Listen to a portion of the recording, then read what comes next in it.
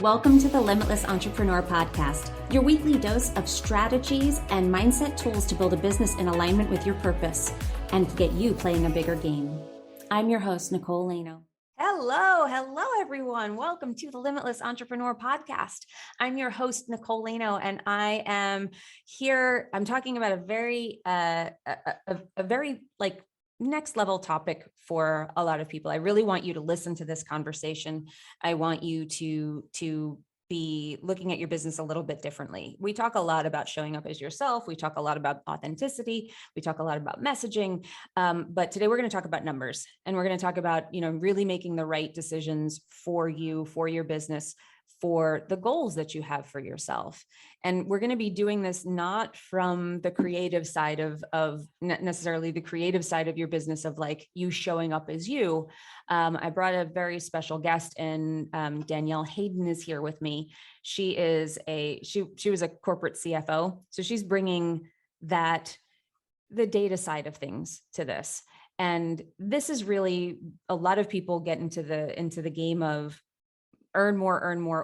We're very into tracking revenue, and she's going to put a different spin on this. And I'm very excited to have this conversation with her. So Danielle is a reformed corporate CFO who is on a mission to help rule-breaking female entrepreneurs understand their numbers so they can gain the confidence needed to create sustainable profits.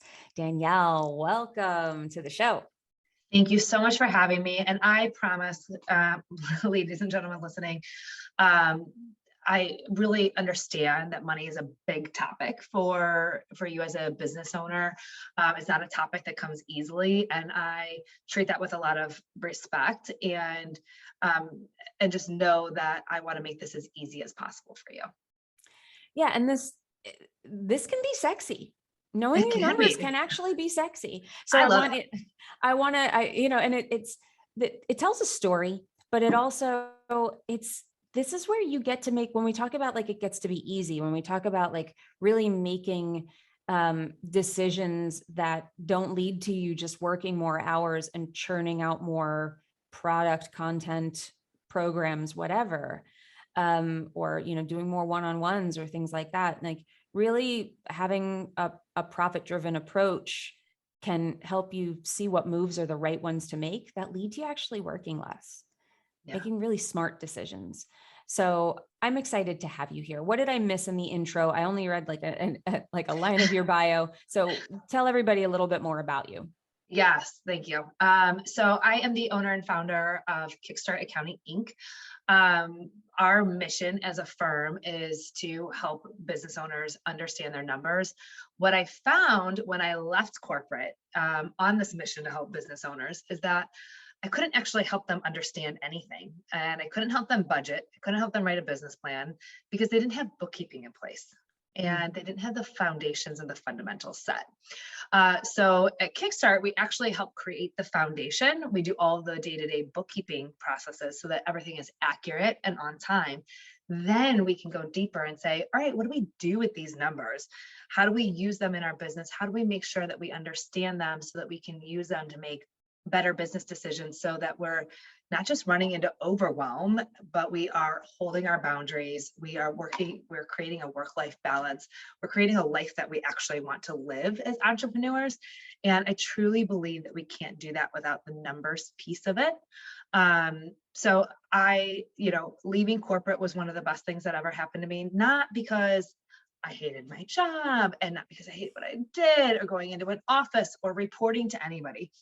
I actually loved what I did, and I loved the team that I worked with, and I loved being part of the management team and helping grow businesses. However, what I get to do today is help so many business owners that we get to really create an impact by helping you understand your numbers and grow each business.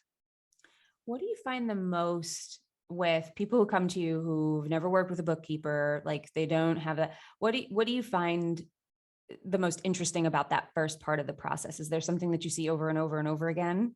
Yeah. So it's really interesting. When I left corporate, I always saw money and numbers as very black and white. So I had worked with private equity firms and investors and I guess people with money, right? Because they were investing in these big companies. So I always thought of things as data-driven decisions.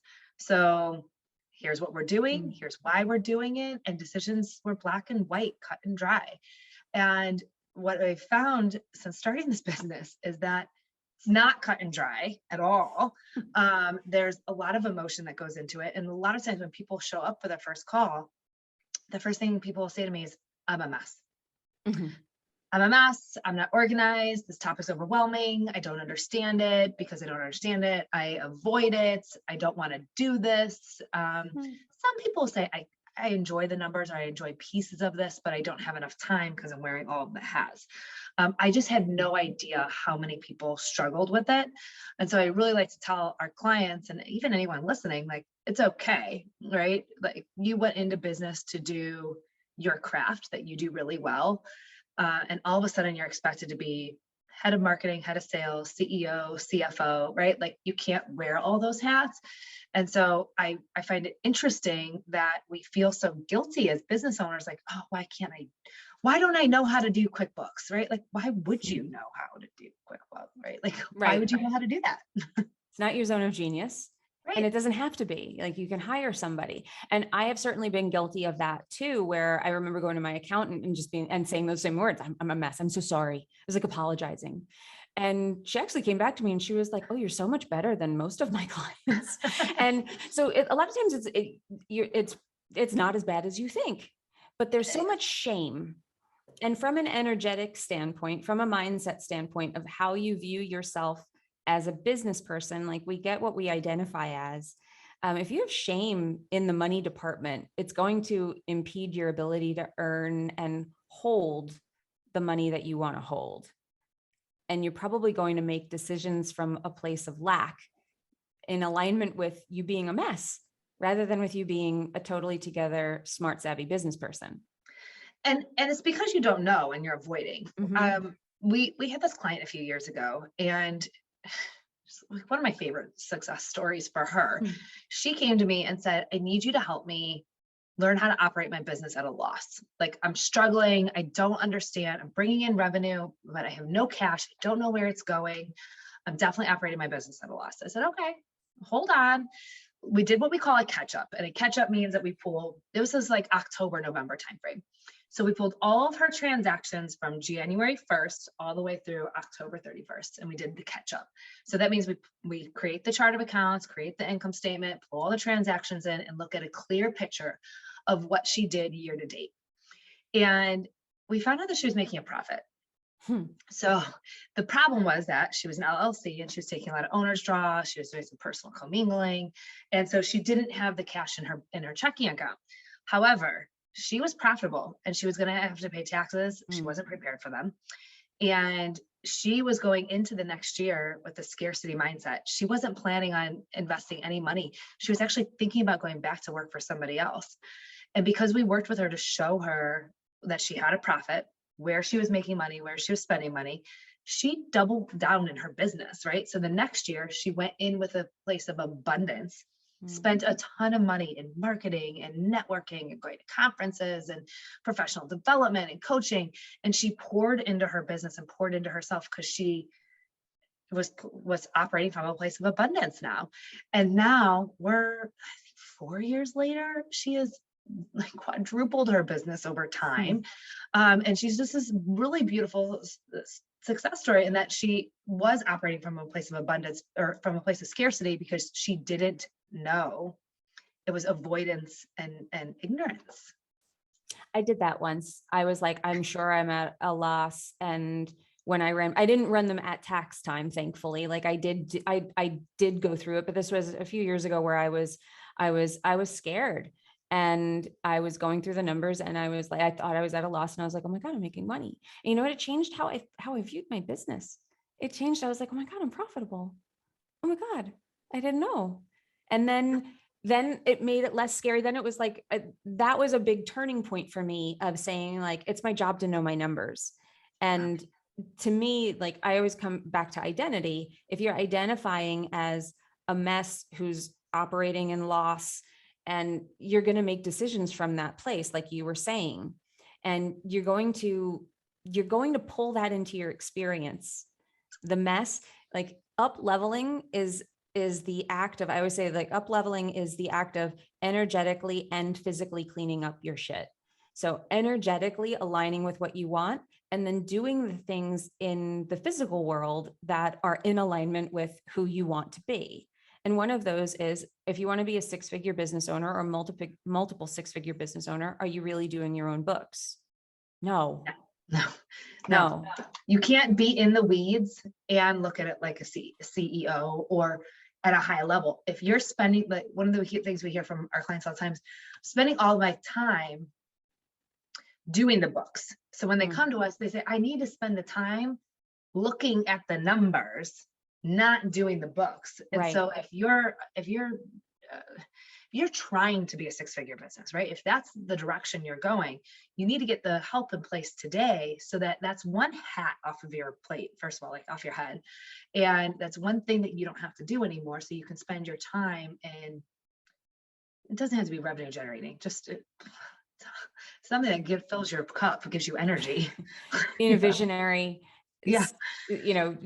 doing something else other than that, Yeah. which for most people, for me especially, I like that sucked the life out of me, was like doing the accounting part. It was just like, I could feel like my whole body be dragged down. That's not a good use of my energy or my time. Yeah, it's a black cloud. I call it the black cloud. It's like, Yeah. it's a black cloud on the to-do list that follows you around and never leaves. Right. So let's talk a little bit about the decisions that people can make from this place of abundance, of knowledge. What is it, first of all, that they need to know? What do they need to, well, obviously, let me start with this question. Does everybody need a bookkeeper? I truly believe that every business owner should have a bookkeeper. I don't believe that you should be doing your own books. There creates an accountability. We hear from a lot of our clients who will say, I was commingling business and personal, but now that I know you're looking at it, I don't. Or, I wasn't really confident about where I was categorizing things, or that my income and expenses were categorized correctly, but now I don't have to worry about it because I know an expert has it. We've seen too many people overpay in taxes or not take enough expenses as deductions on their tax return because they weren't confident in their bookkeeping, because you're not the expert. And so I truly believe that if you are consistently bringing revenue into your business, and you are consistently spending money in your business, you need an accounting system, and you need a bookkeeper so that you have a checks and balance, you know it's done accurately, and then you have accountability so that they can provide you with reports and you can look at them. Yeah.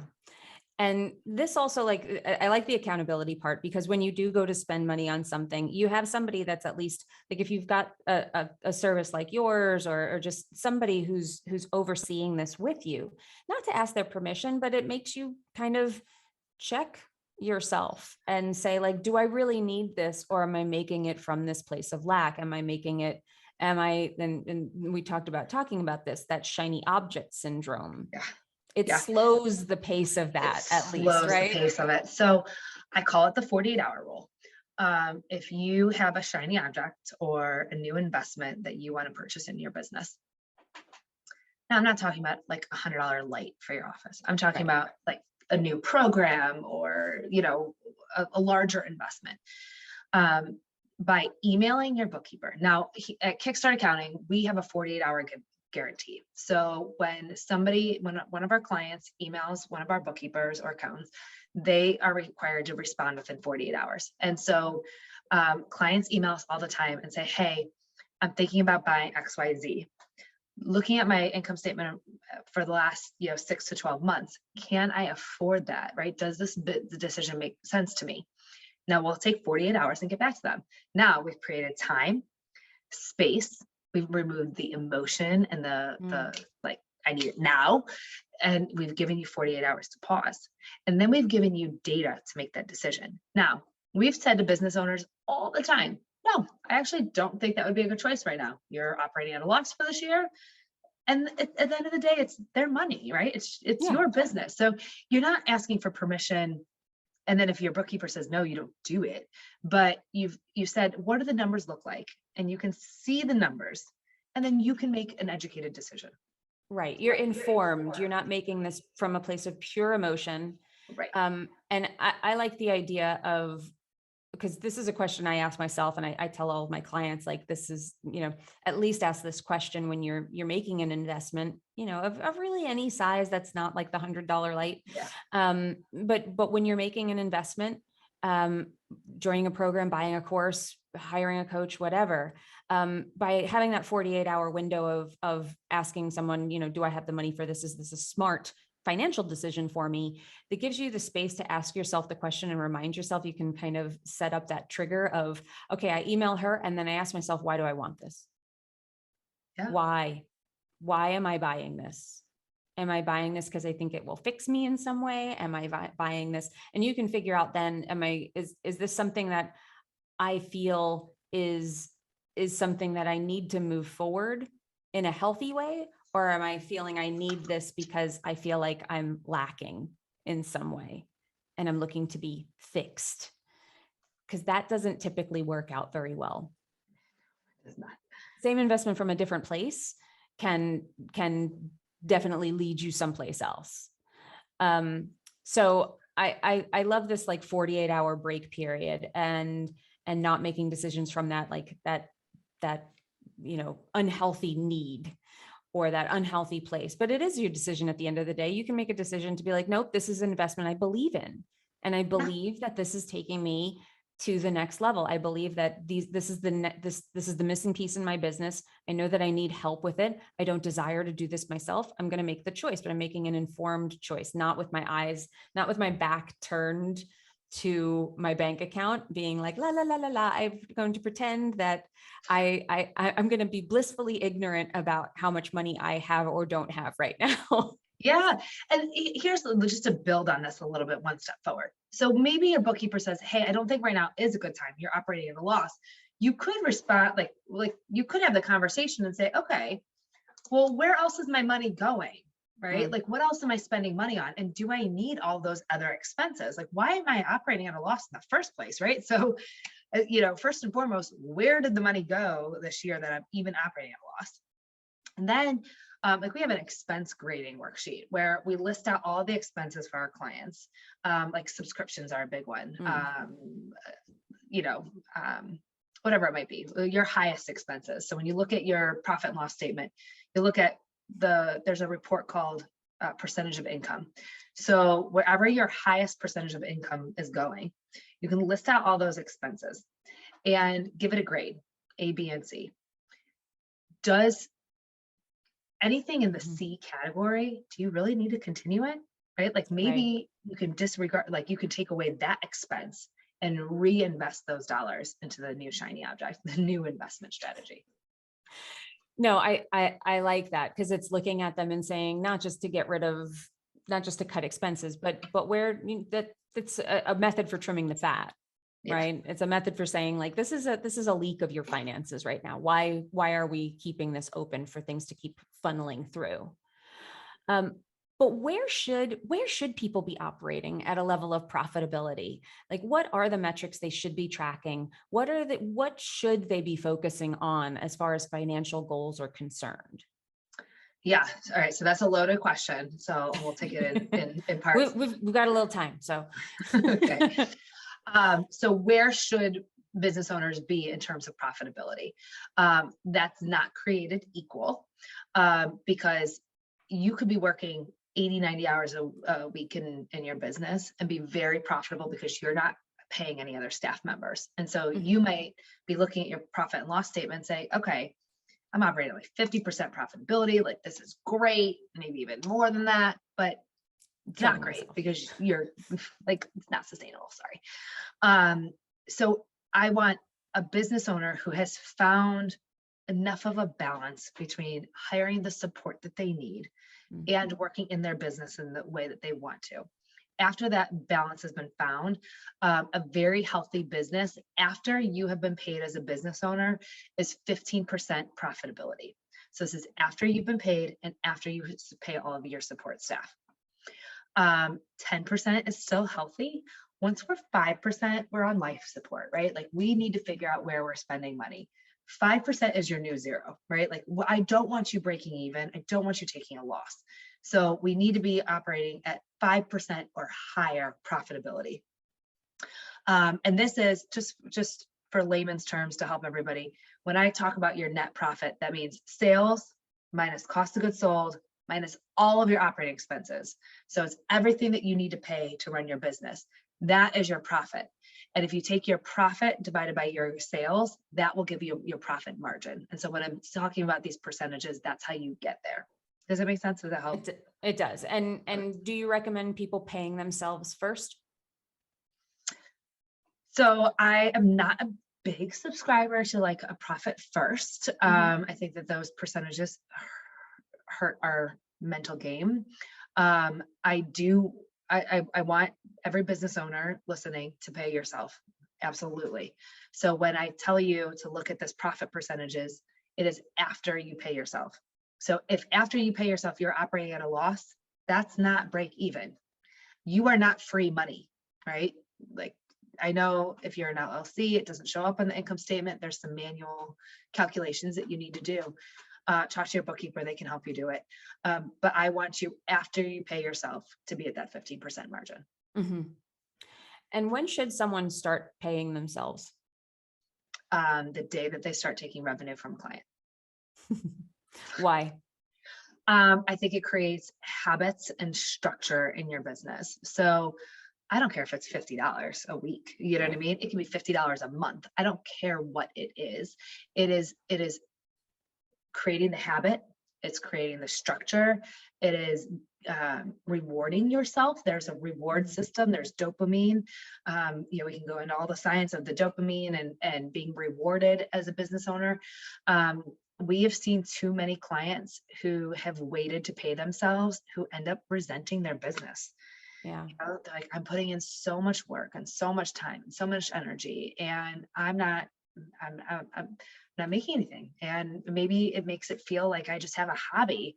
And maybe even their spouse, husband, wife is looking at them like, hey, you're not contributing here, right? Yeah. So you have a hobby. And so I don't want that to ever be the case.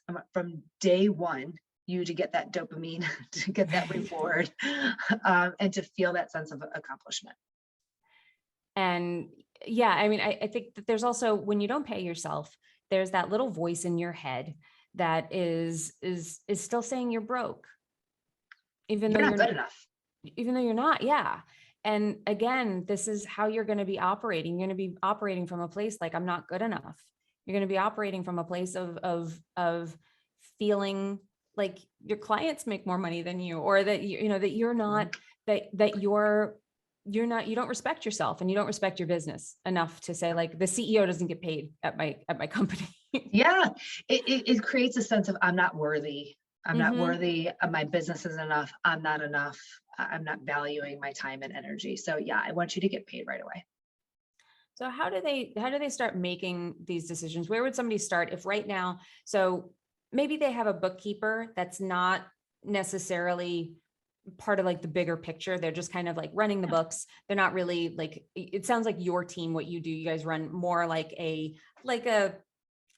financial voice in the company that's there to kind of at least be like your financial conscience and let you know, like, this is where you are. Like, it has an idea of your bigger picture. So what do you say to somebody who has like maybe just that like very transactional bookkeeper that you send them your stuff, they do the numbers and then they send them back to you and that's all they have? Where do you suggest somebody go? Yeah. From there? A few things. So if that's what you have today, it's okay, right? Like I sometimes get embarrassed for my industry. There's too many bookkeepers out there. Like, not like, I have my CPA and my master's, but not all bookkeepers do, right? Not all accounting firms do. You can go to, I think it's called like Bookkeeping Academy or something like that. And you can be a very unqualified bookkeeper. So first and foremost, I want to know that your books are accurate and that they're set up correctly. But if you feel confident in your bookkeeper's ability, we've also heard from business owners that their bookkeepers don't actually send them reports. So if that's the case, I want you to get on the phone or shoot your bookkeeper an email. You need to know what system your books are in. So are you in QuickBooks? Are you in Xero? Are you in QuickBooks Desktop? We have business owners who have no idea what their books are even being kept in. So you need to know what system and say, I would like to get on a regular cadence of reporting with you. What does that look like and what is the fee? So for us, when we work with our clients, they can pick weekly, monthly, or quarterly. And that's how often they get financial reports. And not every firm operates that way. And so they might be keeping your books because all that's important to them is taxes. And so they don't need to give you anything till the end of the year. And so the first thing I want you to do is to make sure that you're getting your reports on a regular basis. The next question is what reports, right? Because not every bookkeeper's gonna send you the same reports. I want you to look at your balance sheet and the income statement. Now, those are your two basic ones. When we send our clients their financials, what they receive is their income statement in like 4 different versions. They get an income statement by month for the last 12 months, income statement year to date versus prior year, income statement for the month versus prior year, and then income statement as a percentage of sales. That's a lot of information. And that's why we summarize it. So every client gets a summary. So ask your bookkeeper, can they summarize it for you? Like, hey, I know there's a lot of reports here. Can you also send me a summary so that I don't have to go line by line? So ask. You know, we've had clients who've asked us like, hey, it's really important for me to know how much I'm taking in owner's draws. I'm like, okay, cool. We'll put it in the report. All they had to do is ask, because not what's important to you isn't important to your neighbor, your competitor, right, your coworker, right? So you need to voice what's important to you to your bookkeeper. And if they're willing to give you these reports, once they give that to you, then I would love for everybody to do it on a monthly basis. If it's quarterly, it's quarterly. But take that time to really look at the reports, look at each of those profit and loss statements that I mentioned, and look and see what the numbers tell you. Is my revenue up compared to last year or down, and why? Like, I want for every line item, I want you to explain why. And that's why we really encourage all of our clients to get on a call with us, not because we're strategizing anything crazy. We're not strategists, we are bookkeepers. But what we give them the opportunity to do is say, hey, Nicole, I see that your revenue is down from last year. What do you think about that? Why do you think that is? And then you would have to tell me. Yeah. Right. Well, and there's also there's something about stepping into that role of saying like, it helps you make informed decisions. So something like looking at this report, looking at the year over year, and recognizing that, because I've had this happen where you're kind of, people are rolling off, people are not going to renew, or you had something that you thought was going to close and it didn't. So you make a story up in your mind, and that story is usually much worse than the actual story that's playing out in front of you. But if you only have it in your mind, you're only dealing with it emotionally and through the lens of potentially fear. What does this mean? Doom and gloom, or artificially rosy sunglasses that are making you see things in a way too positive outlook, which you just don't want to be making these uninformed decisions from this place of just like, I think it's this, or I feel like this. When you look at it, you could say something like, because this was something that happened to me that was interesting. I had anticipated 1 month was going to be like my worst month. I had people that weren't renewing. I had some other things happening where sales were down, but I had raised my prices. And that was such an eye-opening moment for me because it actually ended up being a very high month revenue for me. I didn't sign as many people, but I signed them at a much higher rate. I signed some private clients. I did some other things. And I was like, it gave me a whole new outlook on my business where I was like, oh, I actually, like, I did this not without breaking a sweat, but this felt good. This all felt like I was bringing in money in the right ways. I did things I really leveraged here, some high ticket offers. I built out a product suite. It told me a story about my business that it was a theory. I was doing things where I was like, oh, I'm going to start offering this. I'm going to start offering this. I did it. There was a strategy in my head, but it wasn't until the numbers came in that I was able to really see how that story played out. And that helped me make better decisions going forward, where I was like, all I have to do to keep revenue going up is maybe increasing this offer, getting somebody in every month on this. If I get somebody in on this, it tells me what sales I want to run. It tells me where I want to put certain things. And it's helped me to make better decisions where I'm not working. I don't want to say I'm not working as hard. I definitely have more free time and I feel more free with the time that I have. It doesn't feel as tense. It doesn't feel like I'm pushing. I don't feel like I'm hustling is really what it is. Yeah. It got to be easy. Why? Because I'm making decisions from a very different place. Can I elaborate on that? I think that's Yes. a beautiful scenario. I just want to give another perspective to it because it recently came up with a client. We had sent the year-to-date financials compared to last year. And I said, yes, you are not profitable this year, right? Yes, you are, it's still really early in the year. However, this particular client had spent a lot of time, money, and energy in hiring employees and contractors to help her find freedom in her time. Again, same concept of getting out of the hustle mentality. She knew that she couldn't continue to grow and service her clients and sign new clients unless she had other team members to help her with the operations. And she even hired a few people who were client facing. And so she had to hire them. So there was hiring costs. There was training costs because those people weren't revenue generating yet. They weren't actually serving clients yet. So by looking at the numbers, she was able to say, this is what it's telling me. Not that I should stop doing it, but that I need to get my team producing revenue as soon as possible. Right. But I have time, right? I have time back. And I see in the future, I'm going to have even more time back when this team is operating and I've had them trained and they can help me in a way that gives me my time and energy back. And so this can be on the revenue side and this could be on the expense side, whether that be with team members, employees, contractors, or software that can help aid in the pieces of your business that are causing you time and headaches. No, I love that. I love that because she asked the question why. Like, so she hired these people. She had a why. She was like, because I want my time back. I don't love what I do is potential. I'm just throwing that out there. I don't know this woman, but I'm going to guess she was probably feeling maybe a little suffocated by her business. Burned out. And the answer is, and that's a psychological thing we have to go through, which is that fear of, will I have the revenue to pay these people? So I'm going to hire, I'm going to get my time back, but will I be able to afford that? And knowing your numbers and understanding what it looks like, lets you know how much time you have, lets you know how you need to speed up time. Like, okay, if I get these people up and running, I should be able to get them revenue producing by X. And you're in the driver's seat. Yeah. Now, before she hired them, we had talked before she hired them. So she had called us a few months ago.